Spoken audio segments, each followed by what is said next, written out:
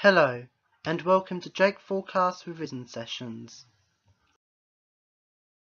Today we'll be focusing on Unit 1.1, Support Healthy Lifestyles for Children through the Provision of Food and Nutrition, and we'll be focusing on Learning Objective 2, which is Understand how food choices impact on health and development during pre-pregnancy, pregnancy, and breastfeeding.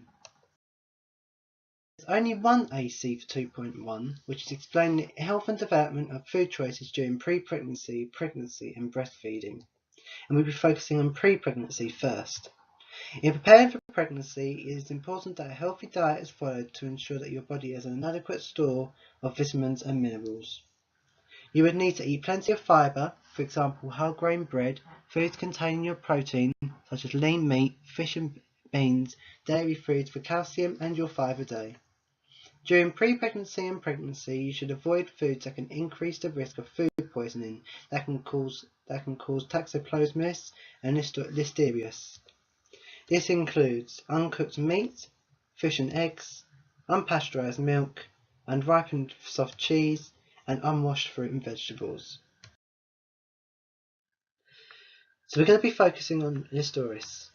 Listeria is an illness caused by bacteria found in certain food, in soil or animal feces.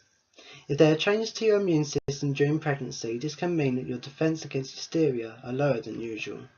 According to Baby Center, listeria is about 20 times more likely to affect pregnant women compared with most adults. Unfortunately, listeria is rare in pregnant women, and according to Baby Center, there are fewer than 200 cases in the UK each year, and fewer than 30 of these cases are pregnant women. However, when it does happen, listeria can be very dangerous to pregnant women. When a pregnant woman has listeria, the infection may be passed on to her baby in the womb or during birth. If a pregnant woman is diagnosed with the infection, then antibiotics can provide good protection for your baby. However, without treatment, listeria can sometimes have serious consequences, such as miscarriage, a premature birth, or a baby being stillborn. Exposure to listeria in the womb during birth also makes a baby extremely ill after he or she is born, with pneumonia, meningitis, or neonatal sepsis. Sometimes the baby's infection can become obvious soon after birth, but other times the symptoms may take a few weeks to appear. And according to Baby Center, it's easy to confuse listeria with the flu because the symptoms often seem mild. You may have a fever, chills, muscle aches, nausea, vomiting, or diarrhea. We're now going to focus on toxoplasmosis, which is an infection caused by an organism that lives in or on another organism. This is risky in pre-pregnancy as this can affect mothers who have low immune systems. However, if the immune system is high, this can be very mild. On the Baby Center website, it states that researchers estimate that over 4 million births in the United States each year, between 400 and 4,000 babies, are born with toxoplasmosis.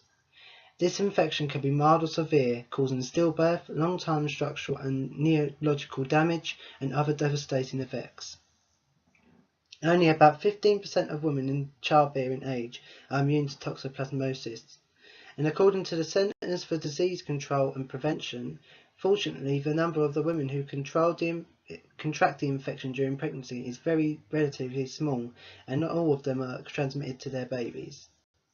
This infection can be caused by eating raw or uncooked infected meat, but you can also get this pasteurized by eating unwashed, contaminated produce, drinking contaminated water, or handling contaminated soil, cat litter, or meat, then touching your mouth, nose, or eyes. How to avoid the infections. Don't drink unpasteurized milk or products made from unpasteurized milk, like some cheese and yogurts, and avoid raw eggs. Wash or peel fruits and vegetables before eating. Wash counters, cutting boards, dishes, utensils, and your hands with hot soapy water after washing with unwashed produce or uncooked meat, powdery, or seed food.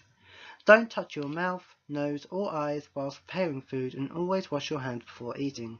Also make sure cuts and open sores aren't in contact with potential sources of exposure to the parasites. Wear disposable gloves if you have any to cut on your hands. Keep flies and cockroaches away from your food. Avoid potentially contaminated water. Use bottled water when camping or travelling in developing countries. Freeze meat for several days before cooking. This will reduce but not eliminate the chance of infection. Cook meat well. This is the only way to be certain you are eliminated toxoplasmosis. Use a food thermometer to test the internal temperature of meat. Most meat should be cooked at a temperature of 160 degrees Fahrenheit or 180 degrees Fahrenheit in the fire for the whole calorie. It's best to use a thermometer, but if you're not doing it, cook the meat until it's no longer pink in the middle and the juices run clear. Be sure not to sample meat you've cooking before it's done. Avoid salt-cured or smoked meats such as GMO salami, panorama ham, and chorizo, unless you first heat them until they're seaming. For example, they're fine if cooked on a pizza. If they're not cooked, they're risky because they might have been processed without heating or no heating at all. Also, don't eat dried meats like jerky, which may have gotten so significantly hot during the drying process. So we're now going to focus on pregnancy. Too much vitamin A can harm the unborn child, so you should avoid fish liver oils, and vitamin supplements that contain vitamin A. Caffeine can lead to a low birth weight, and too much caffeine can cause a miscarriage. It is important to remember that caffeine isn't only present in coffee, but it's also in other drinks such as tea, fizzy drinks, high-energy drinks, and chocolate. And finally, breastfeeding. The principles of healthy eating for pregnancy are also relevant during breastfeeding. Breastfeeding helps the mother to get back to her normal weight. It is important to drink regularly, but not too much caffeine, as this can aggravate the baby and cause hyperactivity. Eating different foods while breastfeeding can change the flavour of the milk and will introduce the baby to different tastes, which may help with weaning. So, this is Units 1.1 Learning Objective 2 complete. If you need any help from me or you want more advice, email 160 76543 at efc.ac.uk.